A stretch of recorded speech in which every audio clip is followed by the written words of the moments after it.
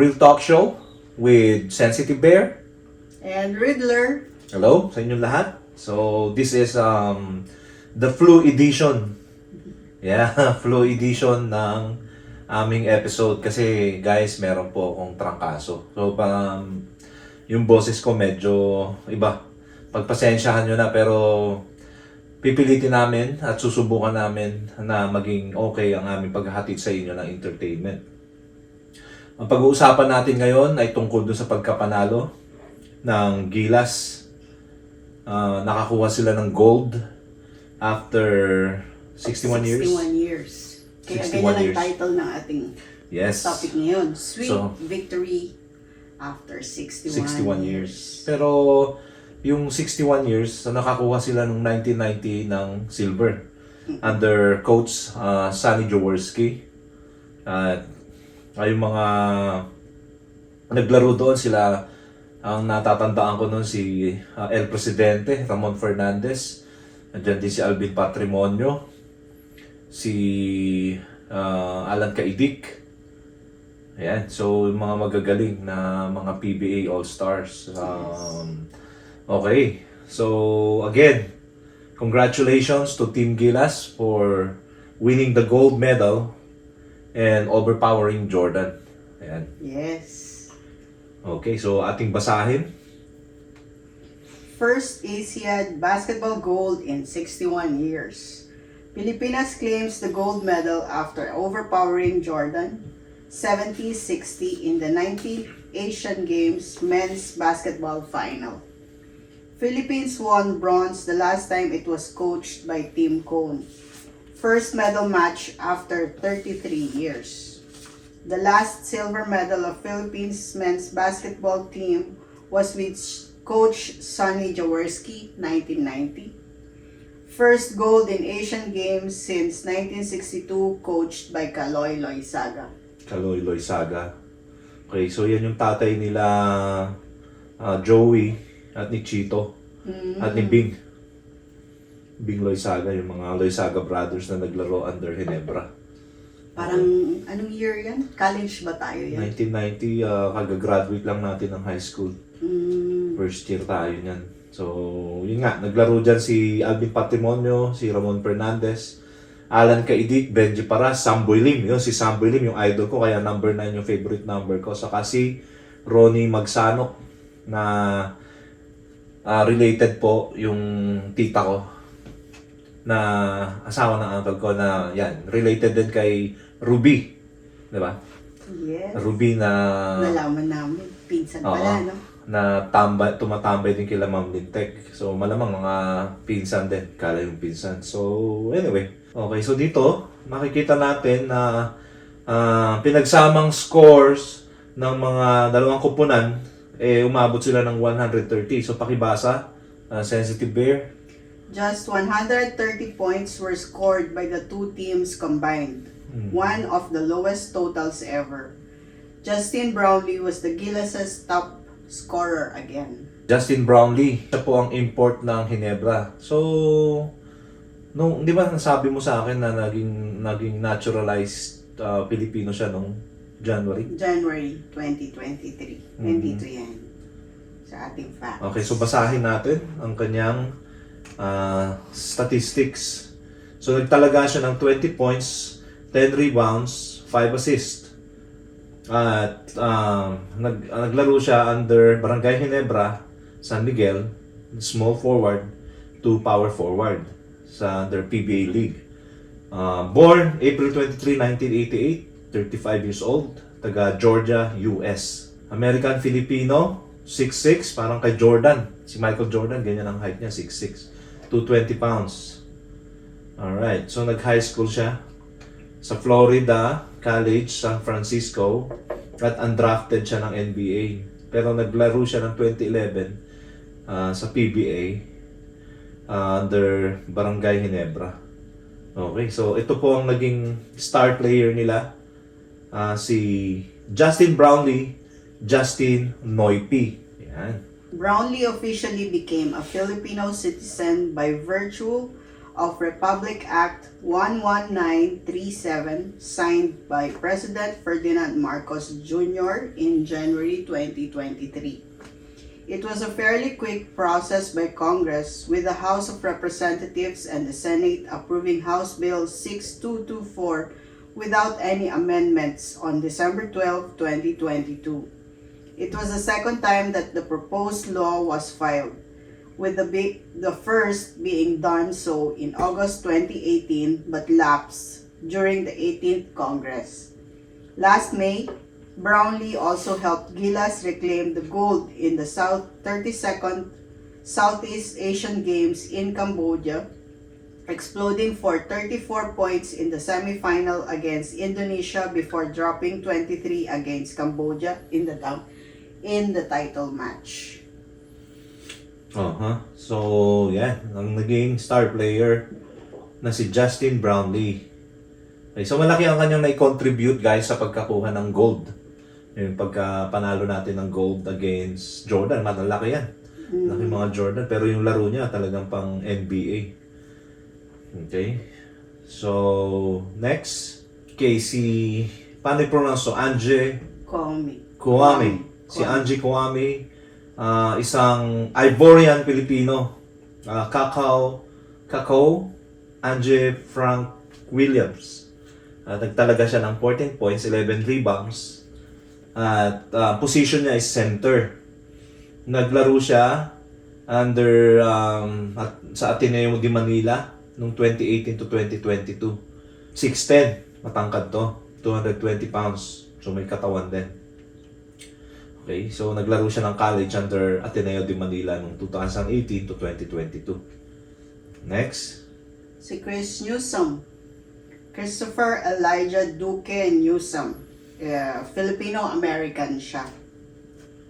He scored 13 points and guarded Hollis Jefferson to limit shooting. Si Riddler ang mag-explain sa inyo niyan. Okay, so itong si Chris Newsome, binantayan niya yung isang superstar or star player ng Jordan para hindi siya makapuntos. Pero actually, na malaki din yung na-contribute nung si Hollis Jefferson. Nakatalaga siya ng 24 points. So, imagine kung hindi ho binantayan ito ni Chris Newsome, malamang talagang nakascore pa siya. So, maganda naging role ni Chris Newsome dahil nga doon sa depensa. Kaya nga sabi nila, may kasabihan nga na the best defense is a good offense. So, yun, yung kung matatandaan ng karamihan sa ating mga naglalaro ng basketball, laging nasasabi yan, lalo na yung mga coach na magagaling. So, nung nag-research ako, hindi pala galing sa sports yung salitang yun. Akala ko pa nga sa football. So, yung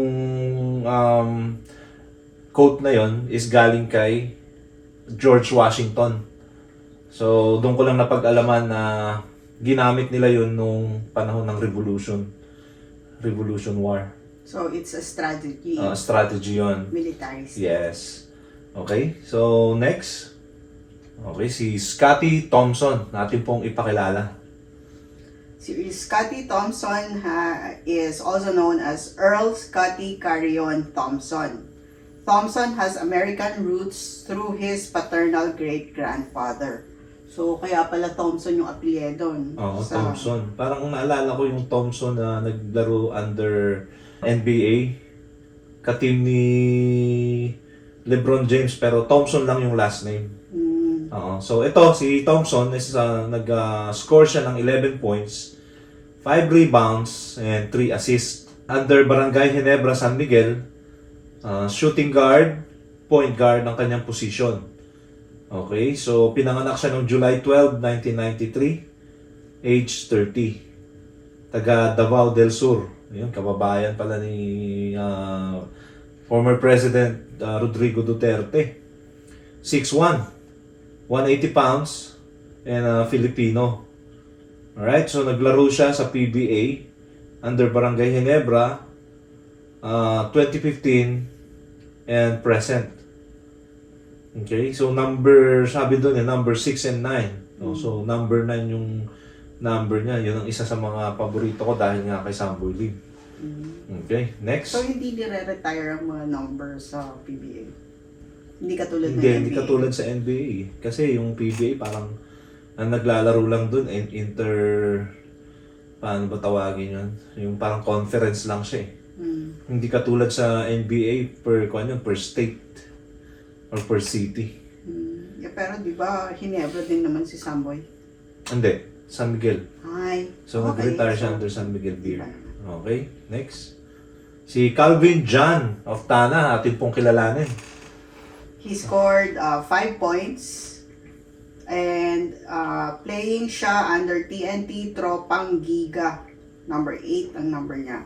Position is small forward, power forward. Pinanganak siya noong January 3, 1996. So, 27 years old siya ngayon sa Danao, Cebu City, Philippines. Height niya is 6 feet 5 inches at may timbang na 186 pounds. Naglaro siya under Asian College Dumaguete noong high school, San Beda University noong college, at na-draft siya sa PBA noong 2020, first round, third overall, at pinili siya ng NLEX Road Warriors. Naglalaro siya mula noong 2021 hanggang sa kasulukuyan. Nagsimula nga siya sa NLEX Road Warriors at ngayon naman ay nasa TNT Tropang Giga na siya. Tropang Giga. Alright, so good to know na yung mga stats nila at saka yung mga bio ng mga players na to, at least nalalaman natin kung saan nga ba sila nag-originate. Okay, so siya pinakabata so far age 27 doon sa mga binasa natin. Oo.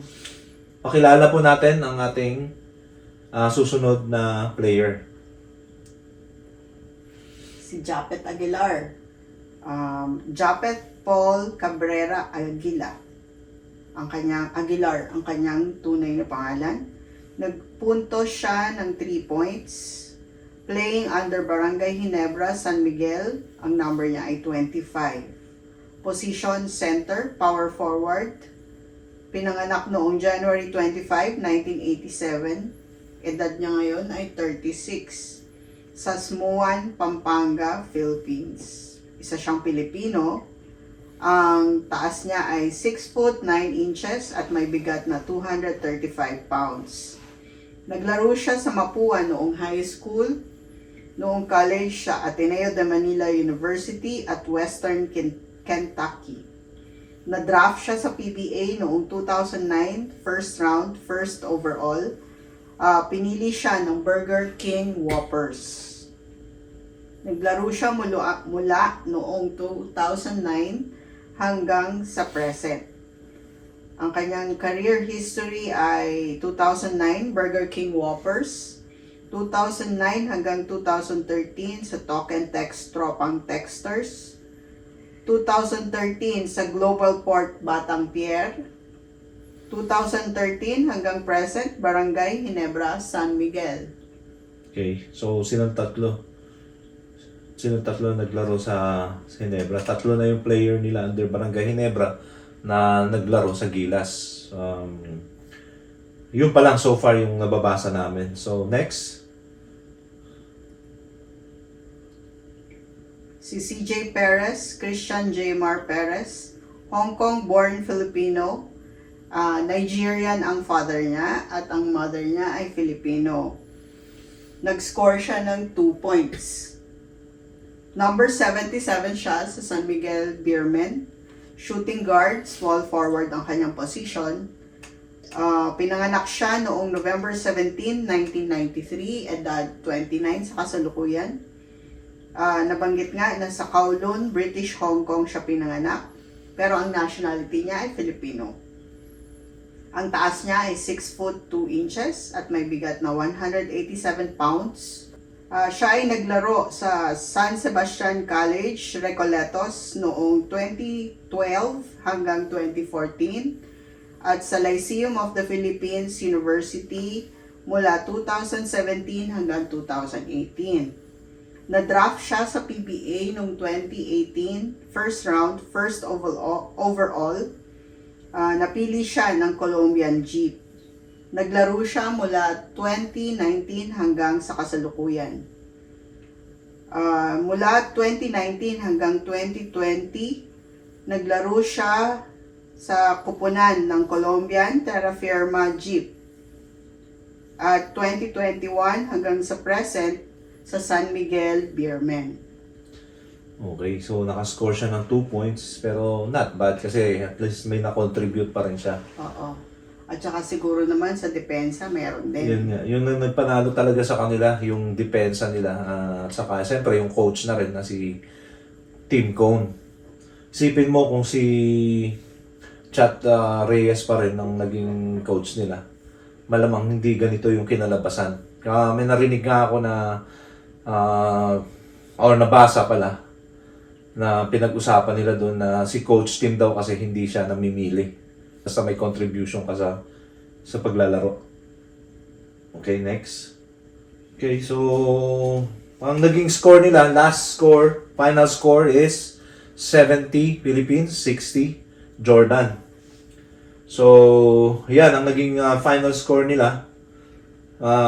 Kaya nga pagka i-combine natin yun is 130 points. Yes. Naglaro din dyan si Jun Fajardo. At ang tatlong player na hindi nakapaglaro ay si Tolentino, Lassiter, at saka si Ross. Okay. Marami pa tayong pwedeng pag-usapan. Panuurin natin yung ibang clips. Mga 5 minutes lang ipapalabas natin. So, para at least mapanood din ng iba. Ang highlights. Yung highlights ng game. Zoom natin.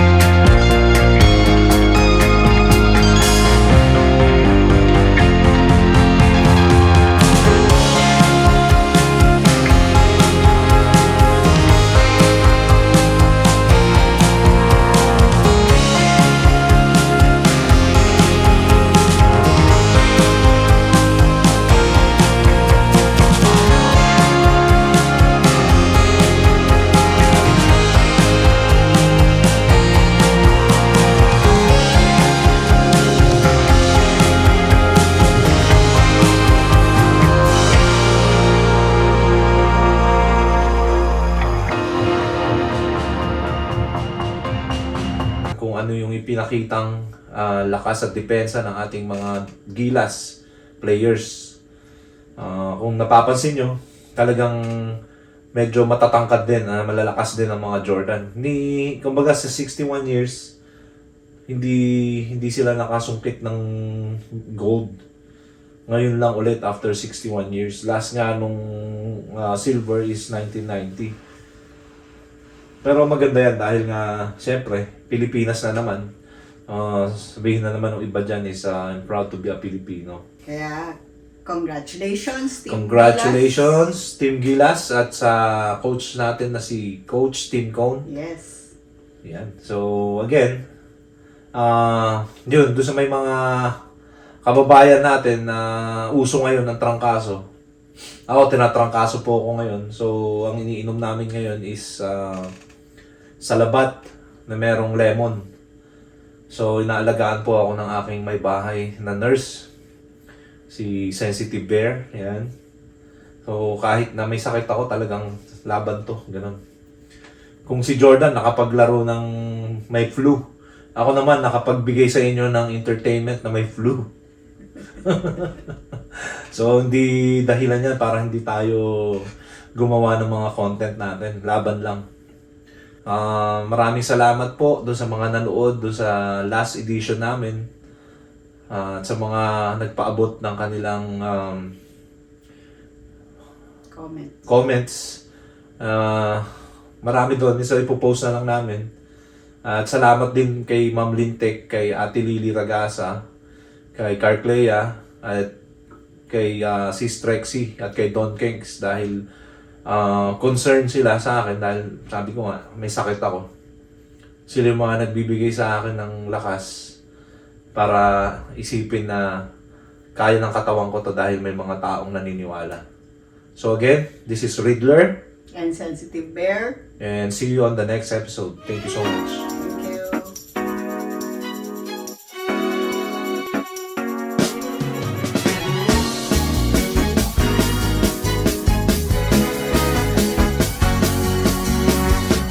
축축한 이 바람을 그리워했었지 한참을 달려온 이 거리